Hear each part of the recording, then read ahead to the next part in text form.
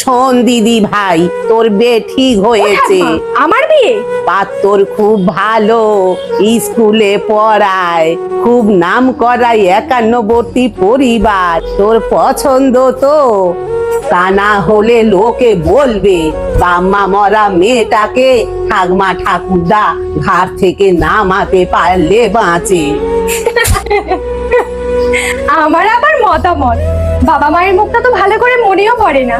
জন্মের পর থেকে তোমরাই আমাকে কোলে পিঠে করে বড় করেছো। তুমি আর ঠাকুরদা যখন আমার শরীর খারাপ হতো, রাতের পর রাত জেগে আমার পাশে বসে থাকতে। আমি এই বিয়েটা করতে চাই না। তোমাকে আর ঠাকুরদাকে ছেড়ে যে আমি একটা দিনও থাকতে পারবো না। তুই কাঁদিস না দিদি ভাই, এই বুড়ো বয়সে যে তোর চোখের জল আমরা সহ্য করতে পারবো না। তোমার মতো কে আমাকে মাথায় হাত বুলিয়ে গল্প বলে ঘুম পাড়াবে? আমি চলে গেলে তোমার নাড়ু, আমের টক ঝাল আচার এগুলো কে চুরি করে খাবে?